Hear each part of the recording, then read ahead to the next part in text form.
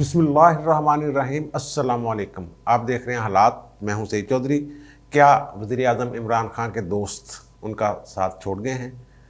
वो अपने दोस्तों पर एतबार करने के लिए तैयार नहीं। सियासी दोस्तों की मैं बात कर रहा हूँ। और इस हवाले से एक कोई मुख्तसर सा अजलास हुआ है बनी गाला में। वो हमारे ज़राए ने हमें कुछ उसकी इन्फॉर्मेशन दी है, वो आपके गोशगुजार करेंगे। और फिर नैब को इस्तेमाल करने का जो आखिरी हरबा है वो इस्तेमाल किया जा रहा है। वो कैसे इस्तेमाल करेंगे, इमरान खान साहब क्या डायरेक्शंस दे रहे हैं, और चेयरमैन नैब साहब जो हैं वो क्या उनकी बात इन हालात में मान रहे हैं, नहीं मान रहे।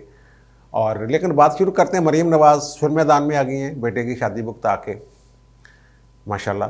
और उन्होंने वो जो एक केपी में इनके साथ हुआ है पीटीआई के साथ, उस पर मरीम नवाज़ ने ट्वीट किया है कि तब्दीली आ नहीं रही, तब्दीली जा रही है। यानी नया पाकिस्तान क्या, ज़ाहिर पुराने में ही जाएंगे तो ज़िंदगी बचेगी नहीं यार। सारे लोग देख लें आप, जिनका किचन का खर्चा माहाना 7-8 हज़ार था वो 25-30 हज़ार अब कहीं गया नहीं। और उनकी आमदनी उतनी है। आम लोगों की तनख्वाहदार तबका जो है, ख़ास तौर पे प्राइवेट लोग जो नौकरियां कर रहे हैं, उनकी तो कम हुई है इनकम जो है। और फिर कुफ्ते खरीद कहाँ से कहाँ पहुँच गई। और वो कह रहे हैं कि जनाब ये तब्दीली जो जा रही है ना, खान साहब जो जा रहे हैं तब्दीली लेके आए थे ना, वो रसवाई, बदनामी, करोड़ों लोगों की बददुआएँ, करोड़ों की तो नहीं लेकिन बददुआएँ बीच में शामिल ज़रूर हैं। और बददुआओं का जो असर होता है वो, और मुझे यार ये बात भूलती नहीं नवाज शरीफ की कि मैंने अपना केस जो है अल्लाह के सुपुर्द कर दिया है, तो वो भी। और फिर कहते हैं जिन्हें लाकानूनियत, नालायकी और नाहली की दलदल में धकेल कर हर शोबा में बदतरीन और तारीखी नाकामी के अनमिट दाग अपने माथे पर सजा कर वो जा रहे हैं खान साहब। ये वैसे सियासी मुखालफत अपनी जगह मरीम नवाज़ की, लेकिन ये बात दिल को लगती है। अब नीचे बैठे थे दोस्त 4-5, उनमें 2-3 साफ़ी भी थे। वो कह रहे थे यार गल तो सच्ची है, गल एवं तो नहीं। और फिर वो मैंने कहा ना दोस्त छोड़ते जा रहे हैं। और दूसरा, और ये जो बीच में जरदारी साहब ने एक वारदात डाली है कि वो मैंने पहले दिन ही असम्बली में, वो कहते हैं, खड़े होकर कहा था, पिछला व्लॉग मैंने किया इस पर, और कुछ लोगों ने इसके मुख्तलिफ मानी जो हैं वो निकालने की कोशिश की है। पता नहीं किन के साथ उनकी हमदर्दियाँ हैं। बहरहाल वो उस पर भी बात कर लेते हैं कि जनाब आपने चूं चूं का मरबा बना तो दिया है लेकिन ये चलेगा नहीं। अब वो हमसे कहते हैं कि ना फार्मूला बना के दें, कोई आए मदद करे। अब वो फरमाते हैं चूं चूं का मरबा किसने बनाया था? एस्टेब्लिशमेंट ने बनाया था। उन्होंने एस्टेब्लिशमेंट को ये कहा था कि जनाब आपने ये क्या जो मसलत तो कर दिया है हमारे ऊपर, इमरान खान, तब्दीली की हुकूमत, लेकिन ये चलेगी नहीं। यही बात नून लीग वाले कर रहे हैं, यही पीडीएम वाले कर रहे हैं, यही मौलाना कर रहे हैं। यही बात कि जनाब ये क्या मसलत किया और क्या उसका वो नतीजा जो हम भुगत रहे हैं। 7,000 महाना वाला जो था बंदा था, घर का खर्च चला लेता था, अब वो आधार मांग रहा है या चीज़ें बेच रहा है। यार मैं सच्ची बात बताऊंगा, अपने दोस्त का नाम नहीं लूँगा, अच्छा खासा साफ़ी है वो, उनके पास अच्छी खासी महंगी कार थी, 2014-15 मॉडल था वो, सर उन्होंने पिछले दिन बेची है। वो कहते हैं यार वो रोज़गार है लेकिन घर नहीं चल रहा। इस तरह की सर सूरत जो है ये हो गई हुई है। अब खान साहब के जो दोस्त हैं वो छोड़ते जा रहे हैं। किसी दौर में कामरान खान जो दुनिया वाले हैं उनके बड़े हामी होते थे, अब वो कह रहे हैं जनाब, वो उन्होंने ट्वीट किया हुआ है, वो बड़ा चल रहा है। कामरान साहब को लग रहा है कि जनाब हाथ से गया पेशावर, इनके हाथ से गया, और पेशावर अगर निकल गया हाथ से तो गोया मुल्क निकल गया। वो ये कह रहे हैं केपी में बड़ा इनको ये जोम था पीटीआई वालों को कि जनाब हमने वहाँ बड़ा काम किया हुआ है, वहाँ एक से दूसरी मरतबा एक ही हुकूमत आती नहीं, हमें दूसरी दफ़ा यानी 8 साल के लिए हमें मुंतखब किया केपी के। अब जो सूरत बल्दियाती इलेक्शन में आई है, और कंटोनमेंट में जो पेशावर कंटोनमेंट था वहाँ जो पीटीआई का बुरा हाल किया था, वो अच्छी खासी सियासी शथरोल हुई इनकी वहाँ।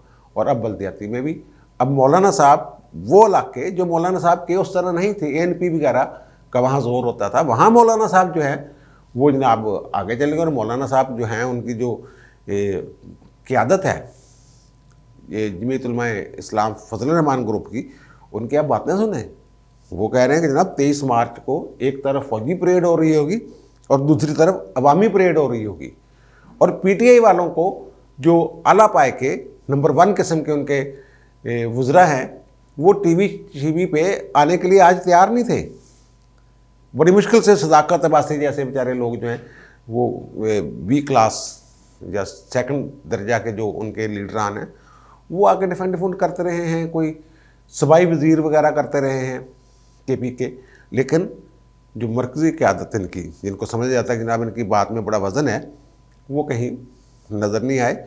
और ख़ान साहब जो हैं वो कहते हैं जनाब वो बनी गाला में उन्होंने एक कोई इजलास जुलूस बुलाया हुआ था। लेकिन इससे पहले हम बात कर लेते हैं कि जो कामरान खान साहब है ना, वो कह रहे हैं कराची तो पहले ही हाथ से निकल चुका हुआ है, पीटीआई के हाथ से कराची निकल गया। उन्होंने कहा कराची में लोग इकट्ठे हुए थे आपके लिए, लेकिन वो आपके तहादी और आपके हाथ से वो भी निकल गया हुआ है। अब भांत भांत की बोलियाँ बोली जा रहे हैं कि जनाब आसफ जरदारी साहब ने जो कहा है वो दो उसके, एक तो वो मैंने जो मौक़िफ़ इख्तियार किया था जनाब ये और नवाज शरीफ एक ही पेज पे हैं एस्टेब्लिशमेंट के ख़िलाफ़, और मैंने ये भी कहा था कि जनाब इनके रवाबत आपस में कायम हैं, टूटे नहीं हैं। और एक मैंने माजी के पिछले अपने व्लॉग का भी हवाला दिया था कि जब ये आपस में बिल्कुल तोपें एक दूसरे की तरफ सीधी करके बैठे हुए थे, पीपल्स पार्टी और पीडीएम और ख़ास तौर पे नून लीग वाले, तब भी नवाज शरीफ और जरदारी साहब का राब्ता आपस में मौजूद था, शाद खाकान अब्बासी साहब का राब्ता मौजूद था। तो अब ये लोग कह रहे हैं कि जनाब ये शायद नून लीग को क्या नुकसान होना है उनके इस बयान से। अगर वो खुफिया कोई मामलात अपने कर रहे थे इस्टेब्लिशमेंट के साथ, तो फिर और जो बातें हो रही थी कि जनाब जनूबी पंजाब ले जाएंगे और पंजाब में कुछ करके दिखाएंगे, लाहौर 133 हल्के की बातें सारी, ये मामलात पीपल्स पार्टी के चल रहे थे। और अगर आसिफ जरदारी साहब ये बयान आज दे रहे हैं कि हम मदद नहीं करेंगे आपकी, कोई फार्मूला शार्मूला नहीं देंगे, पहले इसको घर भेजें, तो इससे दूसरी तरफ ये बात हो रही है कि जनाब नून लीग के साथ उनके राब्ते जो हैं एस्टेब्लिशमेंट के वो बड़े हैं, और मुलाकातों की कुछ अफवाहें हैं कि कुछ मुलाकातें शायद हो रही हैं। कुछ लोगों ने तो शहबाज शरीफ से भी मुलाकात करवा दी, एक बड़े फौजी अफसर की। तो वो इतला ये है कि शहबाज शरीफ साहब की बजाय जो 3 बंदे हैं, कोई एक तो शाद खाकान अब्बासी साहब का नाम लिया जा रहा है, और ज़ुबैर साहब का नाम जो है वो मुझे यकीन नहीं है, लेकिन मेरे सोचने का कि वो ज़ुबैर साहब भी बीच में हैं कोई, और एक और साहब हैं वो साबिक़ असरी शख्सियत भी हो सकते हैं कोई। वो यार कुछ लोग ऐसे होते हैं 48 घंटे 24 घंटे राब्ते में रहने वाले लोग यार एक दूसरे के साथ होते हैं। तो इससे तो नून लीग को अगर पीपल्स पार्टी एस्टेब्लिशमेंट के खिलाफ बढ़ के ही कह लें, चलो बढ़ के मारना शुरू हो गई है, इससे तो नून लीग और अपोजिशन के दरमियान जो हैं वो कुर्बतें बढ़ेंगी, नून लीग की अहमियत बढ़ जाएगी। नए फार्मूले के लिए, नए सेटअप के लिए नून लीग की उनके नज़दीक, एस्टेब्लिशमेंट के नज़दीक जो है वो अहमियत जो है, हैसियत जो है वो दुगनी हो जाएगी। और फिर वो कुछ लोगों का ख्याल है कि शायद जरदारी साहब जो हासिल करना चाहते थे वो नहीं कर सके, जो भी है वो करना चाहते थे, नहीं मिल सका उन्हें। लेकिन उनके इस बयान से और खुलकर सामने आने से जो फ़ायदा होगा, अगर ये बात ठीक है कि नून लीग के साथ उनके राब्ते हैं, तो इसका मतलब यह है कि उसको नून लीग को फ़ायदा होगा। पीपल्स पार्टी अगर उनके करीब थी तो अब वो दूर हो गई है, तो इसमें इसको नए पैमाने बनाना और इधर से वो स्टोरी जोड़ के लाना, वो मेरी समझ से वो ये बात जो है वो बाहर है। और दूसरी बात, अब मैंने एक व्लॉग में कहा था कि वज़ीर-ए-आज़म साहब ने FIA के सरबराह को बुला के ये कहा है कि हमज़ा, शहबाज, शबूज़, ये वो सब इनको पकड़े किसी भी तरीके से। जब वो वलीमे की तकरीबात चल रही थी उन दिनों की बात है ये, तो उन्होंने वहाँ तो कह दिया अच्छा जनाब कुछ कर रहे हैं और ये कर रहे हैं वो कर रहे हैं। और फिर इन्होंने अपने मीडिया के जो अपने तर्जमान हैं उनको कहा कि जनाब कम चुक दियो इन्हों के खिलाफ, शहबाज वगैरह के खिलाफ। जहाँ फिर शहजाद अकबर साहब की प्रेस कॉन्फ्रेंस, वहाँ तो FIA वाले ने कह दिया कि ठीक है जनाब, लेकिन वो बाहर निकल के उन्होंने अपने साथी से कहा कि यार कोई सबूत होंगे तो पढ़ांगे ना, एम किदा ने वा अब ये प्रोसिक्यूशन जो है नैब की, जो प्रोसिक्यूटर जनरल और दीगर वकला हैं नैब के, वो मुलाजम भी हैं और उनको एक तरह से आप कह लें कि केस भी दिए जाते हैं, उनके हवाले से जनाब अब उनको इस्तेमाल करना चाह रहे हैं।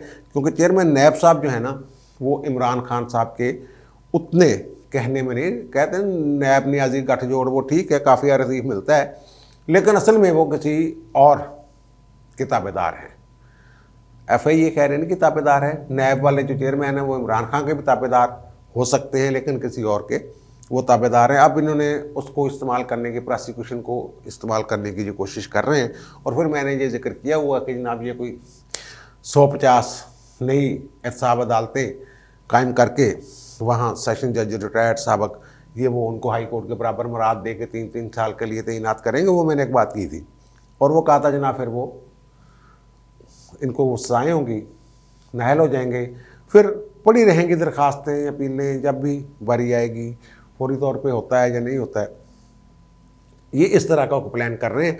प्रोसिक्यूटर साहब ने, प्रोसिक्यूटर जनरल साहब ने ये कहा है कि जनाब वो तरीक़ें नहीं लेनी, अब नैब कोई तारीख ना ले, महाना या पता नहीं सॉरी महाना नहीं हफ्तावार रिपोर्टें तैयार की जाएं और नैब ऑर्डिनेंस की कुछ शिकायत है उसके ज़ाब्ता कार के तहत उसमें वाज़ेह है कि आप उनके साथ बात, जो इंक्वायरी टीम है, तफ्तीशी हैं जो नैब के, उनके साथ राब्ते में रहें, उन्हें बताते रहें, रहनुमाई करते रहें और बर वक्त बदनवानी के रेफरेंस जितने भी हैं फटाफट अदालतें छुटो जनाब इंजनी, और फिर डेट नहीं लेनी और फिर अपने बंदे जज भर्ती कर लेने हैं।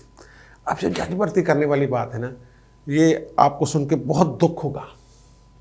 ये मैं आप कह लें कि एनी शाहद हूँ एक मीटिंग का, और ख़बर मैंने छापी भी थी। तो एक चीफ जस्टिस थे लाहौर हाई कोर्ट के, वो सुप्रीम कोर्ट के जज भी रहे, उन्होंने वो बुला के जो एडिशनल सेशन जजेस थे या सेशन जजेस थे उनको बुलाकर डांट किया करते थे कि जनाब ये आप अंधाधुंध सजाएं क्यों दे रहे हैं। और फिर उन्होंने अपनी, जब उनके पास अपीलें जाती थी तो उन्होंने कुछ सेशन जजों और एडिशनल सेशन जजों के बारे में ऑब्जर्वेशंस भी दी अपनी जजमेंट में कि जनाब इन बंदों को सजाए मौत दे दी हुई है, लेकिन ये तो बरीयत का केस बनता है, बगैर शहादतों के आपने अंधाधुंध इनको मौत की सजाएं क्यों दे दी। वो जब बुलाकर कहते थे, वो कहते थे कि 90% जो सजाएं होती थी लोअर कोर्ट से वो हाई कोर्ट से टूट जाती थी, सजाए मौत ख़त्म कर देती थी या उसको बरी कर देती थी या फिर उम्र कैद में बदल देती थी। ऐसे अंधाधुंध फैसले अब भी यही हो रहा है। वो कहते हैं कि मैंने जब उनको बुलाया, मुतलका जितने भी मेरे पास केस आते थे मैंने उनको बुलाया, मुतलका सेशन जजों और एडिशनल सेशन जजों को, तो पता है उन्होंने क्या कहा कि हम सजाएं क्यों दे रहे हैं। वो कहते हैं कि जनाब हम जब सजाएं देते हैं, ये असूल है, जब सजाए मौत दी जाती है तो एक रेफरेंस भेजा जाता है हाई कोर्ट को। एक तो अपील आती है ना, एक कन्फर्मेशन के लिए रेफरेंस आता है, वो 2 जज सुनते हैं, अपील भी 2 जज सुनते हैं सजाए मौत की और वो रेफरेंस भी 2 जज कन्फर्मेशन का। सेशन जज सजा देता है लेकिन कन्फर्म उसको हाई कोर्ट करती है। तो वो कहते हैं कि जब हम सिविल जज से, जो सीनियर सिविल जज से एडिशनल सेशन जज होते हैं, तो हम ज़ाहिर रहनुमाई के लिए एडिशनल सेशन जजों और सेशन जजों के पास जब जाते हैं तो पता वो क्या कहते हैं हमें, वो कहते हैं कि जनाब सबसे महफूज तरीका नौकरी का ये है कि आप सजाएं देते जाएं। बरीयत का केस भी हो तो सजाएं देते हैं। हाई कोर्ट ऊपर बैठी है ना, थोड़ी देर की है वो, हाई कोर्ट खुद ही उनको छोड़ देगी उससे। लेकिन हुआ ये कि वो कहते हैं कि मैंने उन्हें कहा कि यार अल्लाह दे बंदियों, खुदा खौफ करो, सजाए मौत का जब आप फैसला सुनाते हैं उसका असर और होता है, उम्र कैद का असर और होता है, बरीयत का असर और होता है। जब आप सजाए मौत दे देते हैं किसी को, वो तो पूरा ख़ानदान तबाह हो जाता है। एक बेगना बंदे को बगैर शहादतों के सजाए मौत आप दे रहे हैं। वो जब आएंगे अपील में, वकील भी बड़ा करेंगे, फीस भी ज़्यादा देंगे और 8-8 साल तक अपील जो है वो निकलती नहीं है, हाई कोर्ट में उसकी सुनवाई नहीं होती। तो वो बंदा तो गया, उसका ख़ानदान तो गया। तो आप कानून के मुताबिक सजाएं दें। मैं नहीं कहता, उन्होंने कहा चीफ जस्टिस साहब ने उन्हें कहा कि मेरे होते हुए हाई कोर्ट में कोई ऐसी बात नहीं होगी कि आपने बंदे को बरी क्यों किया। अब यही जो तरीक़ा वारदात है, यही तरीक़ा वारदात अब इस्तेमाल करना चाहते हैं ये अपनी मर्जी के मनपसंद जज लाएँ। साहब अदालतों में रिटायर्ड जजों को हाई कोर्ट के बराबर मराहत मिल जाए, एक सेशन जज को, एडिशनल सेशन जज साहब को, उसको और क्या चाहिए। और वो ये सोच के सजाएं देता जाए कि यार मेरे तो कोई गलती हो भी गई, कोई गल नहीं, अल्लाह माफ़ करेगा, हाई कोर्ट बैठी है ना ऊपर। ये एक प्लान ये कर रहे हैं। मैं पहले भी इसका जिक्र कर चुका हूँ। अब ये कहते हैं इसको ज़रा थोड़ा सा ना तेज़ी के साथ इस काम को आगे चलाएं। और अब वे जो पेशावर वाला वाक़या हुआ, पेशावर वाला मामला हुआ है, और फिर जरदारी साहब ने जो बात की है, जरदारी साहब ने बात अहमी तो नहीं कर दी एकदम। वो पहले से कुछ मामला चल रहे होंगे जिसकी बुनियाद पे उन्होंने एक, मैं कहता हूँ कि बहुत बड़ी बात है ये जो उन्होंने कर दी, एस्टैब्लिशमेंट को एक तरह से ललकार दिया, उनकी गलती का एहसास दिला दिया जनाब गलती होगी।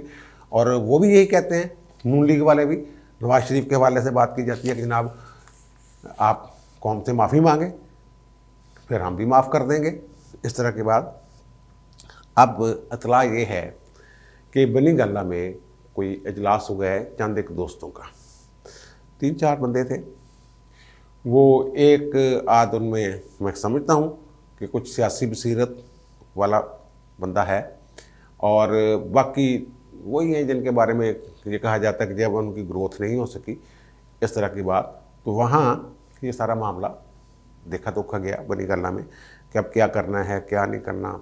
वहाँ से इतला ये आई है कि खान साहब जो हैं वो अब अपनी जो पार्टी की क़यादत है, जो उनकी किचन कैबिनेट होती थी, उस पर इन्हिसार नहीं कर रहे। परवेज़ खटक साहब पे भी वो नाला है उनसे।